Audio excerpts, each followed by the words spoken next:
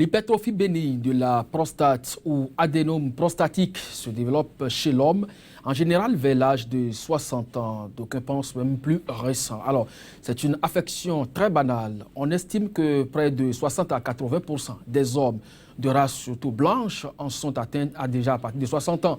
Mais la survenue d'un adénome de la prostate est moins fréquente chez les hommes d'origine africaine ou asiatique. Des médicaments synthétiques et de la phytothérapie sont parfois préconisés pour retarder le développement de l'adénome prostatique ou diminuer toutefois les conséquences urinaires qui lui sont liées. Alors l'expérience de nombreuses années de traitement de l'hypertrophie bénigne prostatique dans de nombreux pays a montré qu'il est vital de mieux associer plusieurs plantes ou extraits de plantes. Mais dans un petit pays d'Afrique de l'Ouest, un chercheur en phytothérapie dit avoir la solution.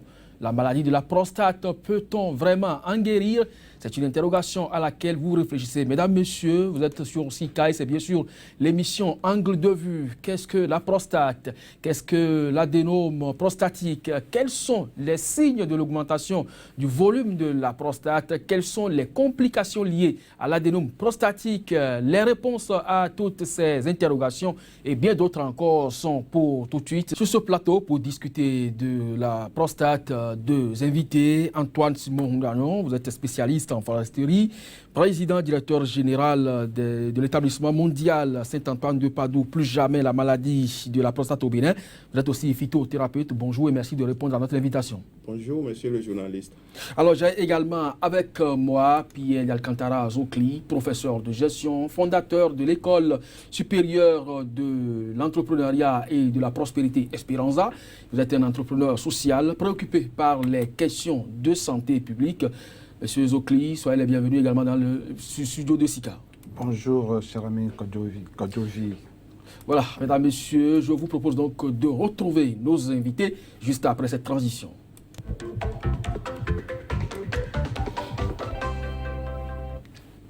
Un Béninois a trouvé le remède contre le cancer de la prostate.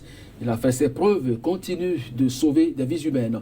Ce spécialiste en foresterie que nous avons donc à nos côtés ce matin s'est d'abord intéressé donc aux vertus des plantes et est passé donc de la foresterie désormais à la phytothérapie. Et c'est là qu'il découvre les vertus que cachent les feuilles associées pour constituer des mixtures qui contribuent à favoriser la régression de certaines maladies dites incurables ou inguérissables si vous le voulez. Monsieur Roudaillon, d'où est partie alors l'idée de s'intéresser à la vertu des plantes, après bien sûr avoir servi au niveau des autres domaines? Oui, merci monsieur le journaliste. Avant tout, je remercie le Seigneur Tout-Puissant. Je remercie Dieu Tout-Puissant, Allah, pour m'avoir envoyé sur cette terre et en mission pour traiter cette maladie cruelle et mortelle, est appelée la maladie de la prostate. Et moi je traite, mais c'est lui qui guérit, c'est le Seigneur qui guérit. Voilà. Alors pourquoi, d'où est-ce que l'idée d'aller chercher la vertu des plantes pour pouvoir traiter des maladies est partie? Voilà, je vais aller un peu derrière pour vous dire que avant, les feuilles parlaient, les animaux parlent, les poissons. Moi, mon grand-papa... N'est-ce pas des légendes? Non. Mon grand-papa fut un grand chasseur. C'est là où venu, et c'est lui qui traitait la maladie qu'on appelle la maladie Adoma-Woussian, c'est-à-dire la rétention urinaire, la maladie de la prostate. Alors, et il m'a légué une partie, et qu'on dit souvent que c'est l'ancienne corde qu'on tisse la nouvelle. J'ai mené des recherches pendant 35 ans et je suis devenu incontournable. Et aujourd'hui, c'est une chose réelle. La maladie de la prostate se traite au Bénin et on l'a guéri. Avant d'en arriver à la prostate qui fera donc le clou de cette émission, quelles sont les autres maladies auxquelles vous avez appliqué vos recherches et qui ont marché? Non, je ne traite pas plusieurs maladies, je ne traite pas 2 maladies. Vous êtes seulement spécialisé dans le traitement de la prostate. De la prostate, quelles que soient ses complications. Voilà. Alors, M. Zokli, quel regard portez-vous sur cette science traditionnelle africaine qui prétend traiter quand même des maladies qui échappent parfois à la limite à la médecine moderne? Je vous remercie. Je voudrais d'abord vous dire que j'apprécie beaucoup l'humilité et la prudence de M.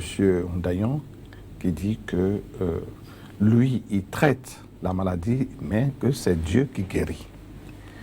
Ce qui va un peu à l'encontre de votre introduction de tout à l'heure. Vous avez dit qu'un Béninois a trouvé les remèdes, n'est-ce pas, au cancer de la prostate. Ce que je trouve que c'est déjà un peu d'audace.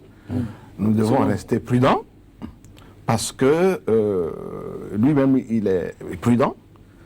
De deux, il faut savoir que pour prétendre guérir une affection aussi importante, aussi dangereuse, il faut pouvoir passer dans beaucoup de laboratoires, faire tous les tests et faire des enquêtes, avoir une historique, n'est-ce pas, de l'ensemble des malades traités et voir leur évolution dans le temps pour pouvoir affirmer que effectivement on guérit. Si vous avez les dernières recherches, par exemple, de l'hôpital européen de référence, qui est l'hôpital de Villejuif dans la région parisienne, où on dit que, n'est-ce pas, les malades atteints, du moins les hommes atteints de cette maladie, dès le diagnostic, n'est-ce pas, après même les traitements, ont une survie environ, ils sont 99% continuent de survivre 10 ans après. Et moi, je connais, n'est-ce pas, quelqu'un qui a aujourd'hui 89 ans et qui a connu une ablation de la prostate depuis 1990 et qui est très en forme aujourd'hui. Donc, je pense que il y a un regard plutôt prudent qu'il faut jeter sur les travaux, des recherches et je dirais les résultats préconisés par certains phytothérapeutes, je dirais, béninois et africains. Donc vous n'accordez pas autant de crédit au fruit de leurs recherches?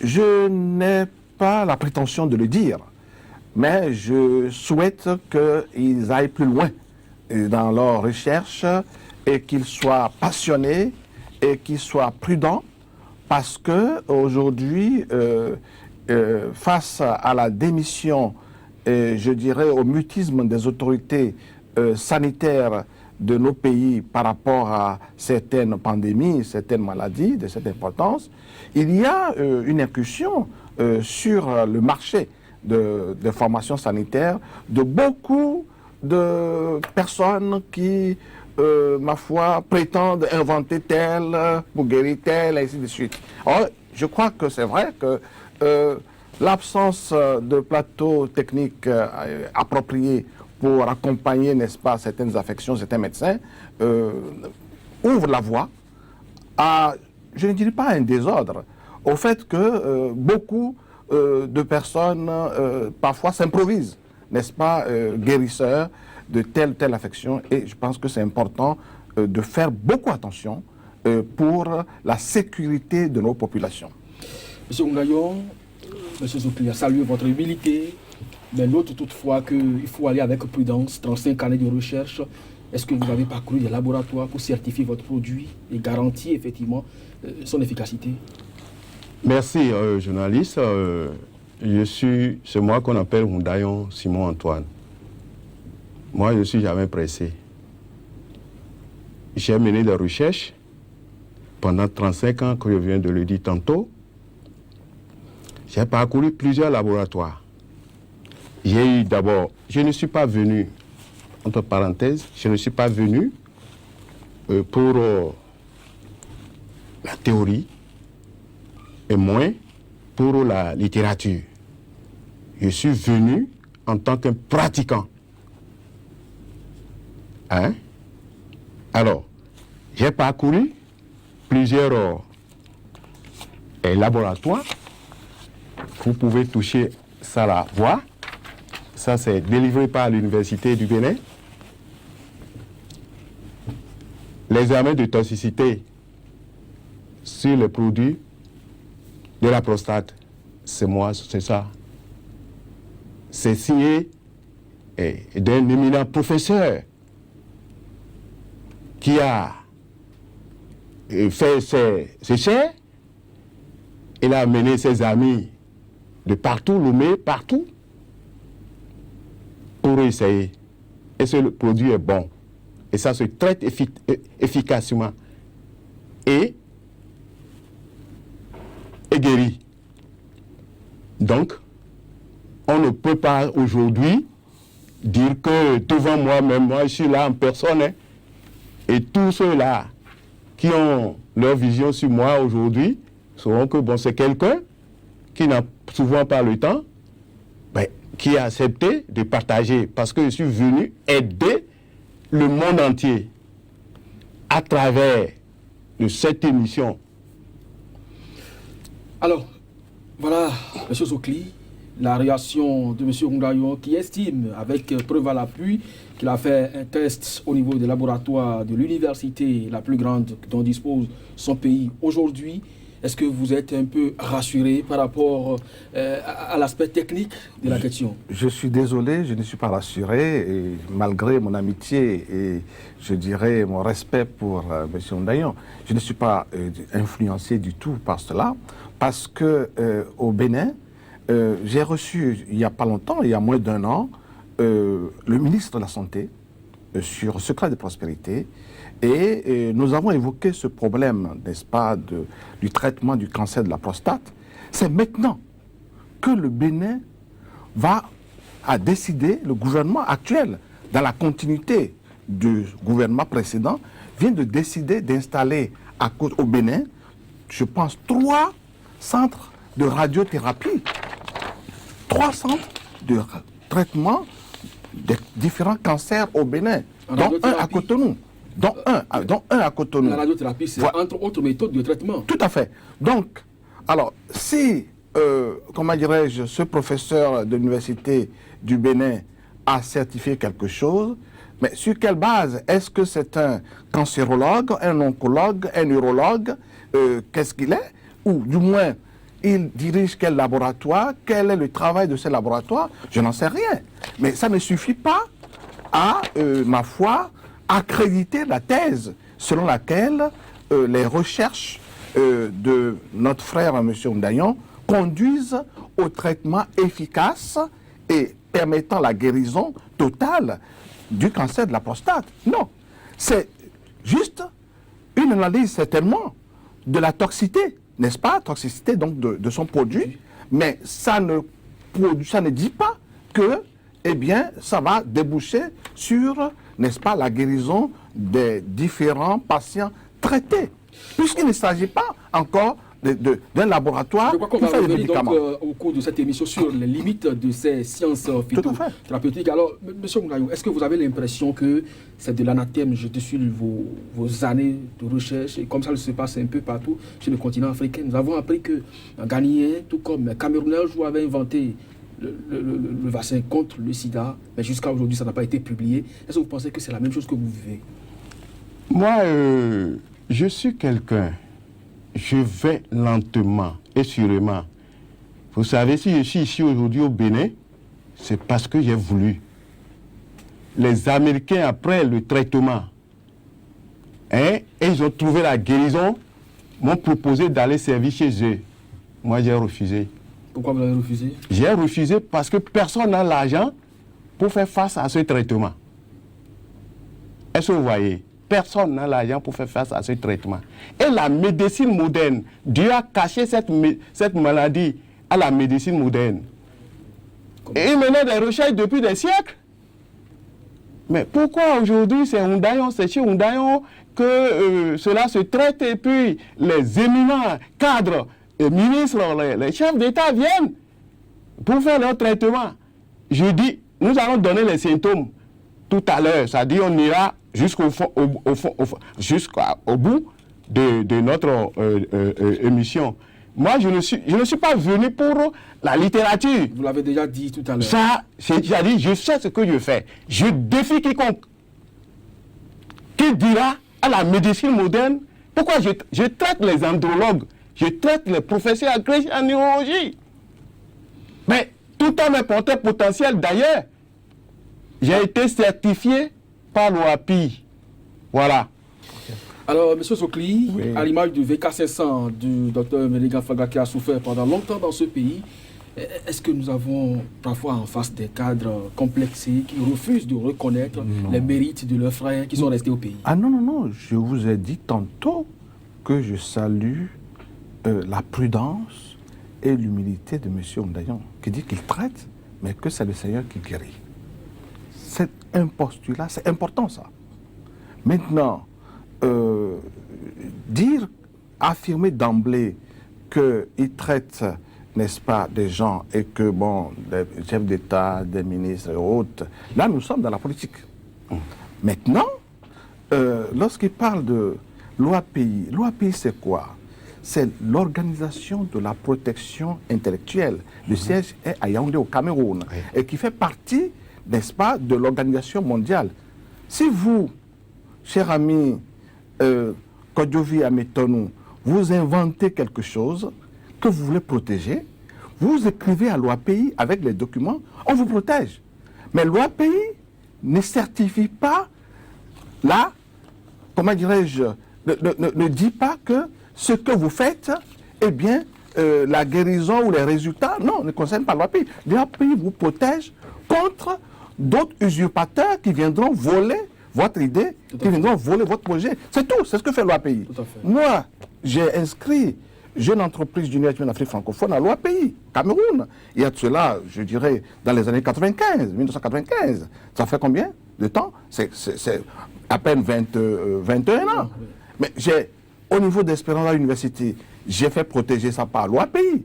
Mais le fait que j'ai fait protéger, n'est-ce pas, Espérance à l'université par l'OAPI, ne me permet pas de délivrer les diplômes de licence et de master qui, eux, doivent être, je dirais, accrédités par le ministère de l'Enseignement supérieur et de la Recherche scientifique à partir des offres de formation. Donc, c'est deux choses différentes. Alors, donc, vous vous attaquez beaucoup plus pas la forme, mais plutôt le fond, de la question. Donc, et savoir donc si véritablement les recherches auxquelles nos phytothérapeutes parviennent sont vraiment efficaces à 100%.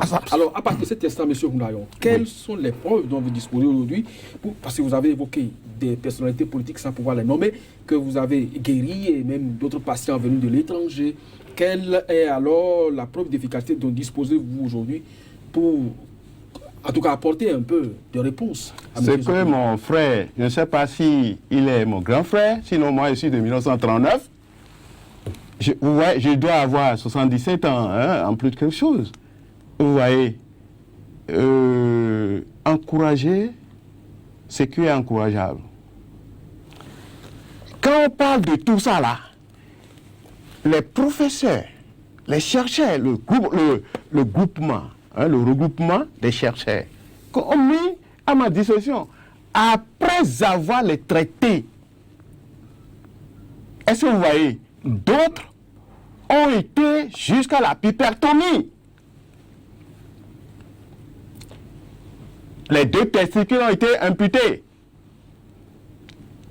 Et ils viennent, ils se retrouvent, ils n'auront plus ils auront l'érection, mais ils n'auront plus de sperme. Ceux-là ont traité. Voilà. Voilà, les preuves. C'est-à-dire, nous allons, en évoluant, je serai en train de vous dire ce qui intéresse le plus. Hein, ce n'est pas celui qui a son agrégation qui fait chose, c'est Dieu qui fait chef. Est-ce que vous voyez? Mais est-ce que vous avez aujourd'hui une statistique par rapport aux populations que vous avez traitées? Et est-ce qu'on peut disposer d'une cohorte et savoir, bon, en tout cas, à partir de quelle année vous avez véritablement commencé à faire le traitement et aujourd'hui, quel nombre à peu près vous avez déjà traité? Merci beaucoup, monsieur le journaliste. Et j'ai d'abord, il y a des registres. Vous voyez, il y a des registres. Et quand les patients viennent, ils sont enregistrés. Ils sont enregistrés. Il y a nom et prénom, pays d'origine, commune, village ou ville, quartier, maison, nombre d'années dans la maladie, étape du traitement, âge, date d'arrivée et contact en plus observation. J'ai commencé le traitement il y a plus de 30 ans. Il y a plus de 30 ans, j'ai traité plus de 25 000 patients à travers le monde. À travers le monde. Alors, il y a eu plus de 12 000 guéris définitivement. Après la guérison, on les envoie au contrôle dans les laboratoires pour contrôler le volume de leur prostate, tout ça là. Et ils reviennent maintenant avec les résultats des analyses. Et tout est là-bas, et c'est dans l'ordinateur, et il y a une grande chimiste pour ça là. C'est des trucs. Nous, on ne fait pas de n'importe quoi.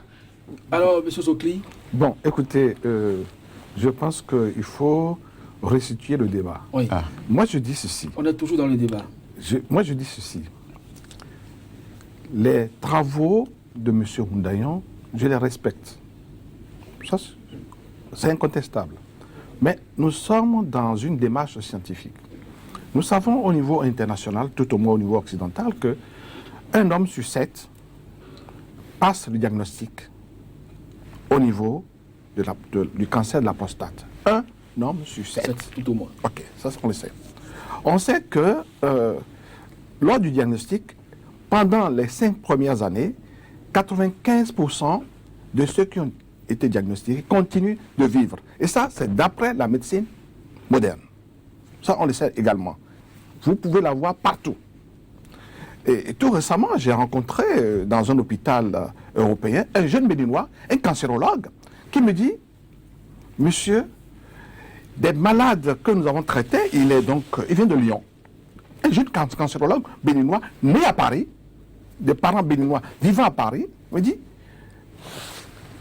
plus de 20 ans après le traitement, après, n'est-ce pas, je dirais, la radiothérapie, nous rencontrons encore beaucoup de nos malades qui sont survivants. Donc, il y a eu des tests, il y a eu des statistiques, et il y a parfois des témoignages. Donc, moi, ce que je dis... Donc, vous ne voyez pas en phytothérapie, avec ce que M. Houndayan évoque, le dit comme une nouveauté? Non, pas du tout. Je veux tout simplement dire que il y a des démarches. Il y a d'abord un dépistage quand on est atteint de cette maladie. Et le dépistage commence par quoi? Un toucher rectal, ma foi, ganté, n'est-ce pas, qu'un médecin, généralement un urologue, réalise avec son, n'est-ce pas, son patient pour pouvoir palper la prostate et évaluer les irrégularités éventuelles. Après, n'est-ce pas, ce premier examen, il passe à un deuxième niveau qui est la prise de sang pour déterminer, n'est-ce pas, ce qu'on appelle généralement l'antigène prostatique, comment dirais-je? PSA. Le PSA, l'antigène prostatique, qui est le PSA, et le PSA qui permet, donc,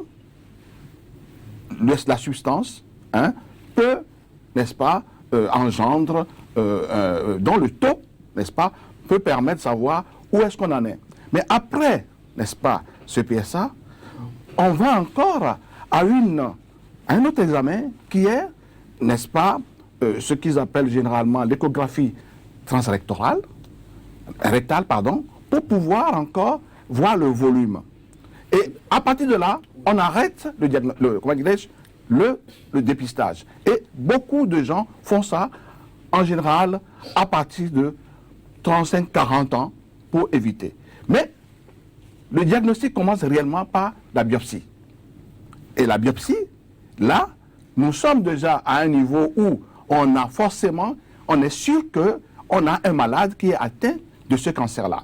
Et la biopsie, c'est au moins entre 10 et 12 prélèvements qui sont effectués par un neurologue, un cancérologue, et qui, n'est-ce pas, obtient, n'est-ce pas, des résultats, hein, et peut vous situer pour savoir à quel niveau se situe votre évolution. Et s'il veut aller plus loin, il fait une scintigraphie osseuse pour savoir est-ce que la maladie est déjà rentrée au niveau des os. Donc, il faut quand même un minimum de démarche scientifique. Oui, mais vous n'avez pas dit que M. Oundayan ne le fait pas. Est-ce que vous êtes dans ce registre? Est-ce que vous reconnaissez la vérité de ces propos? Non, mais ce qu'il dit là, il est en train de me regarder, M. Zokri est en train de me regarder avec ses petits yeux. Il n'a qu'à me regarder avec les grands yeux. Hein? Je ne suis pas quelqu'un comme... Quand il a parlé de PSA, et il voulait définir le truc anti-PSA, tout ça, je l'ai dévancé, je l'ai dit. PSA, oui. Le PSA aujourd'hui, je dirais au monde entier, il n'y a rien de couvent. Le PSA contrôle l'évolution du cancer de la prostate. L'échographie contrôle le volume de la prostate. Et quand les gens nous parlent comme si nous, on ne maîtrise rien, tout ça, c'est pas ça.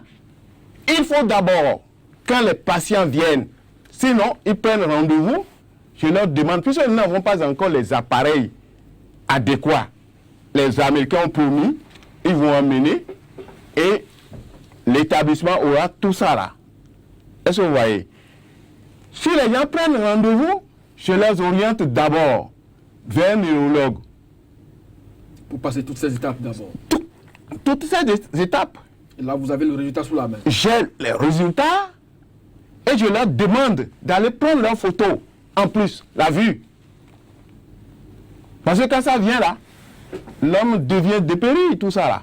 Je leur demande d'aller prendre leurs photos et garder. Et quand ils vont commencer, moi, mon traitement, et vont suspendre à tous les produits, les autres produits. Et c'est ce que les gens respectent. Si vous ne respectez pas ça là, et que vous êtes sous mon traitement, vous prenez d'autres produits, c'est qu'il n'y aura pas un résultat concluant. Est-ce que vous voyez? Je fais ces étapes-là, et j'ai fait, et je suis en étroite collaboration avec des professeurs agrégés de ce pays comme de l'Europe. Ils ont dit que je ne serais pas intrus. C'est pourquoi ils ont mis tous les documents à ma disposition. Moi, je ne parle pas en l'air. Voilà. Ici maintenant, ce que vous avez ici, on dit les maladies de la prostate.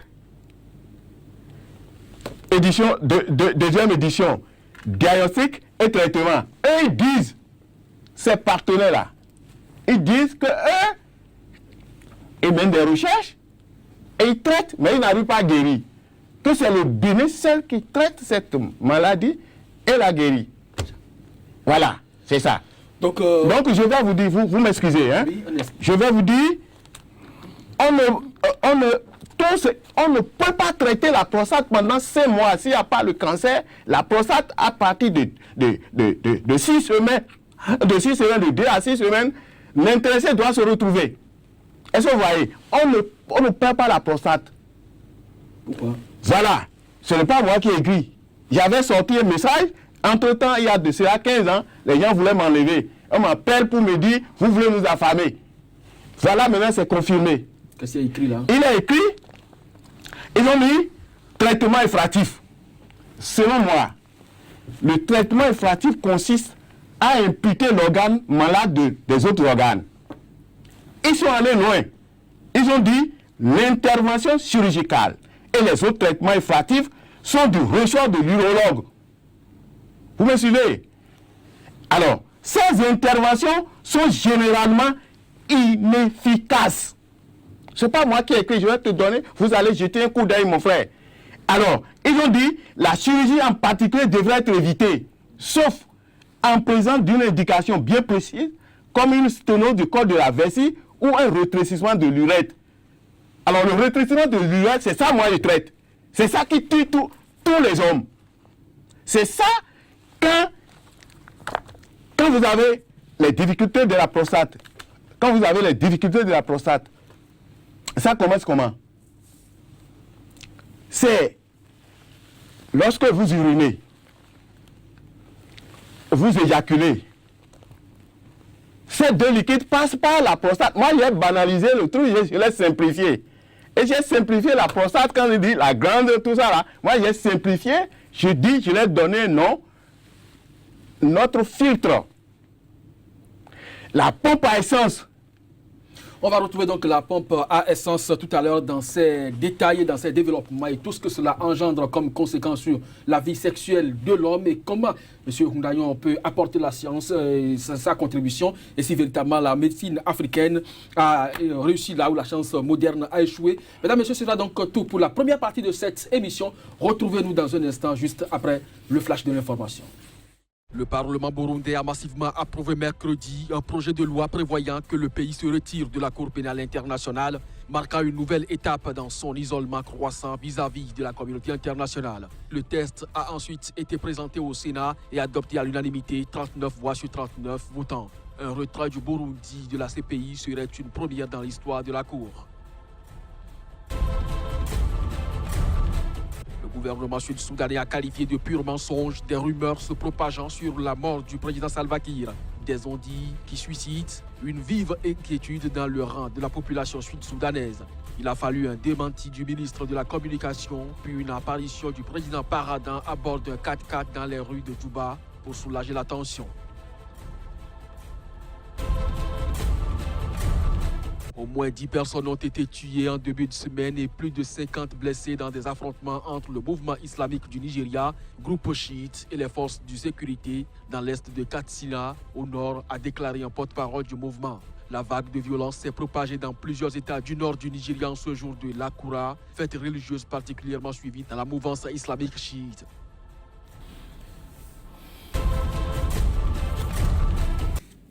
Le débat se poursuit sur SICA. Mesdames, Messieurs, l'absence de réglementation ou la mauvaise utilisation des pratiques et des médicaments traditionnels peut avoir bien sûr des conséquences nuisibles, voire dangereuses sur la santé des individus. Alors, on peut donc se poser la question de savoir s'il existe un droit dans les pratiques de la médecine traditionnelle. Comment pourrait-on redonner donc ces lettres de noblesse à la médecine traditionnelle quand on connaît les risques qui pourraient être liés à cette pratique donc, face donc, à la question du cancer de la prostate, par exemple, quelles sont éventuellement les limites de la découverte du phytothérapeute? La réponse est juste après cette transition.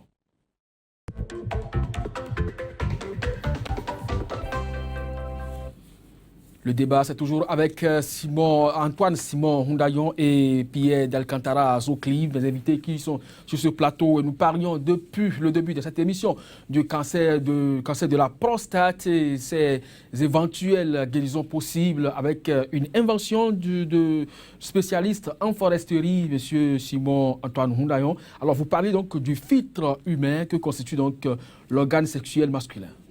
Voilà. Alors, je disais tantôt que j'ai simplifié le problème de la prostate. Je l'ai simplifié parce que c'est notre filtre pour ceux-là qui ne maîtrisent pas la chose. C'est notre filtre. Alors, votre simplification, ça consiste à c'est-à-dire, c'est par là où passe l'urine. C'est dans la même prostate que le sperme passe. Si le sperme quitte les testicules, ça passe par le canal vésicule séminal et ça rentre dans la prostate. Et la prostate filtre, traite et rend ça limpide avant de propulser.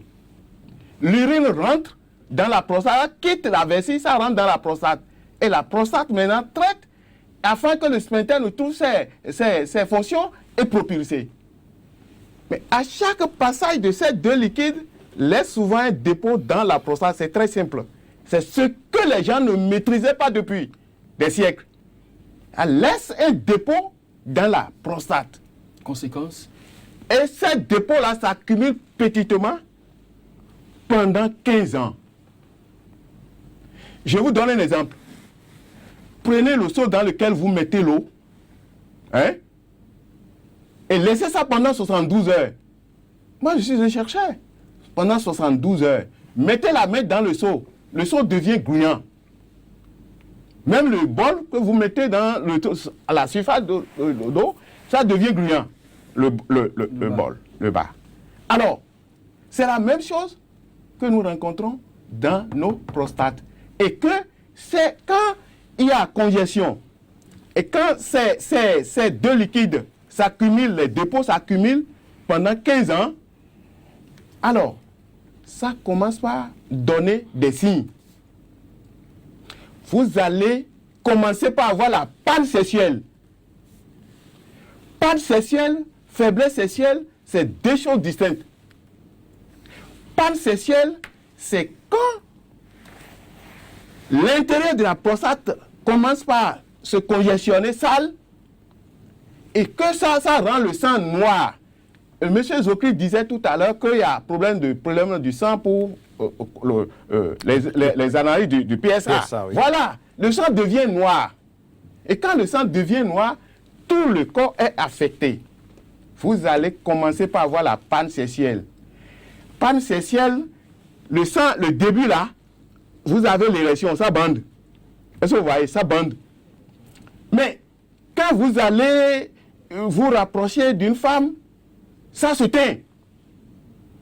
Ça bande bien, mais parfois vous faites la pénétration, ça se teint dedans. Déjà, le sang est noir. Et la prostate, l'homme a 2500 maladies. Les documents existent. Mais la prostate seule incarne la moitié. Alors, en attendant de vous retrouver, M. Zokri, est-ce que vous pensez comme ça que la science moderne a échoué là où la médecine traditionnelle est en train de réussir? Je ne pourrais pas le dire. Vous savez que j'ai toujours été prudent depuis qu'on a commencé ce débat. Je ne suis pas médecin, je ne suis pas biologiste, Voilà. je ne suis ni oncologue ni cancérologue. Je suis curieux et je suis un humain capable d'être malade et j'ai cherché à comprendre ce qui se passe. Je vais d'abord revenir sur ce que disait M. Ndayon tantôt sur l'ablation, sur la chirurgie. Mais évidemment, la chirurgie fait partie des méthodes de traitement du cancer de la prostate. Quand vous rencontrez un urologue, l'urologue est aussi un chirurgien. Systématiquement, il vous propose, après, n'est-ce pas, son diagnostic, après qu'il ait constaté à travers la biopsie que vous êtes vraiment malade, il vous propose systématiquement la prostatectomie. Ça veut dire que vous n'êtes pas d'accord avec ce qui a été écrit dans le document? Non, vous savez qu'il y a plusieurs écoles. Aujourd'hui, depuis il y a plus de 10 ans, plus de 15 ans, il y a en France, par exemple, un mouvement qu'on appelle « Touche pas ma prostate ». Il y a un mouvement qu'on appelle « Touche pas à ma prostate ». Ça veut dire qu'il y a des personnes qui sont contre la chirurgie, qui ne veulent pas, n'est-ce pas, être amputées d'un organe, qui veulent rester tel, parce qu'ils estiment que Dieu a créé l'homme ainsi, il faut rester tel. Et bien entendu, ceux qui sont contre, n'est-ce pas, la chirurgie, beaucoup préfèrent la radiothérapie. La radiothérapie qui a plus d'un siècle d'existence en termes d'expérience en matière de traitement de la prostate. Alors, la radiothérapie, parlons-en. Eh bien, c'est un traitement, une stratégie qui vous permet, une fois que l'urologue a détecté que la biopsie rassure que vous êtes atteint de la maladie, eh bien, en 8 semaines, vous êtes traité. En 8 semaines, vous êtes traité par la radiothérapie. Il s'agit, n'est-ce pas, d'un traitement par rayon X, à travers, bien entendu, des robots qui vous injectent des rayons X et qui, n'est-ce pas, parce que la maladie a été localisée, il y a eu, n'est-ce pas, des spécialistes à travers des tatouages ont bien localisé, n'est-ce pas, où se trouve la maladie, c'est-à-dire les cellules cancéreuses sont bien entendu identifiées par rapport aux autres cellules qui sont saines et les rayons X permettent, n'est-ce pas, la destruction de ces cellules cancéreuses. Alors, et ça dure entre 10 et 15 minutes par semaine, 5 jours par semaine, pendant 8 semaines et vous êtes déjà un peu éloigné, épargné de la maladie. Mais attention, vous avez 3 années de traitement complet pour pouvoir s'assurer que... C'est pas pour les petites bourses. Non, attention. Alors que tout le monde est exposé à la maladie. Le traitement, c'est 3 ans, mais la radiothérapie, c'est 8 semaines.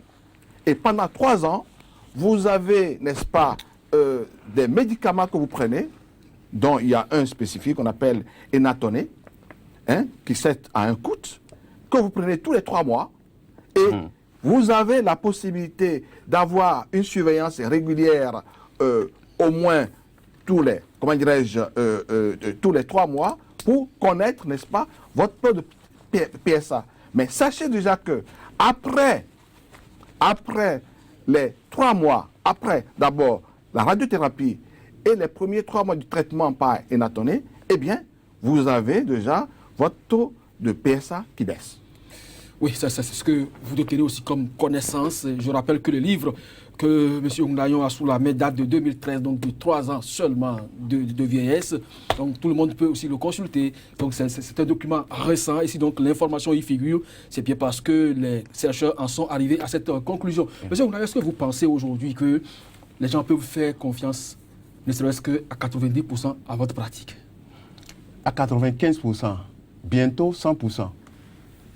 Les 5% sont passés où jusque-là? Oui, les 5% parce qu'il y a des gens qui n'arrivent pas à bien prendre les produits. Ils prennent les produits, ils commencent le traitement, ils commencent par avoir satisfaction, amélioration, et tout de suite, ils avaient d'autres produits, et ils vont rechercher ces produits. Alors, nous parlons de posologie, est-ce que vous en avez? Mon Dieu, posologie. Mais ne sommes pas... Moi, j'ai déjà dépassé tout ce truc-là. Je ne suis pas... J'ai déjà dévancé les faits. C'est ça. C'est la posologie. Comment cela se passe? On va être bref. On va être bref. Nous avons 4 types de traitements. Il y a un traitement préventif pour les jeunes de 25 à 35 ans. Ça, c'est un traitement de 2 semaines. Ils ont seulement 2 produits à utiliser. Alors, le second type de traitement, c'est le traitement curatif pour ceux-là qui ont plus de 40 ans, mais qui n'ont jamais reçu la sonde et qui n'ont jamais été opérés. C'est un traitement de 6 semaines. On a encore 1 minute. Ah, 1 minute. Oh là là. Le troisième type de traitement, il y a ceux-là qui ont déjà été opérés et qui ont déjà le cancer. Tout ça là, c'est un traitement de 8 semaines. Alors, 4e traitement pour le cancer, ceux-là qui ont déjà le cancer, c'est un traitement de 1 an. Est-ce que vous voyez? Les produits sont là. Les produits sont là. Il y a le produit numéro 1, produit numéro 2, il y a le désinfectant. Le produit numéro 1 remplace l'intervention par laser. On ne perd pas la prostate, je le dis. On ne perd pas la prostate, je le dis. C'est bien sûr Simon Antoine Ndayon qui est le président de l'établissement mondial Saint-Antoine de Padoue, plus jamais la maladie de prostate au Bénin. Merci donc à vous, monsieur Pierre d'Alcantara Zokli, fondateur de l'Université Esperanza, également acteur du développement personnel, animateur de l'émission Secret Prospérité. Merci à chacun de vous d'avoir partagé avec nos téléspectateurs vos points de vue sur la maladie de cancer de la prostate. Ce n'est qu'un débat qui a ouvert. On reviendra forcément sur le sujet puisqu'il y a beaucoup d'autres aspects que nous n'avons pas pu aborder au cours de cette émission. Merci donc à chacun et à tous de nous avoir suivis et à très bientôt.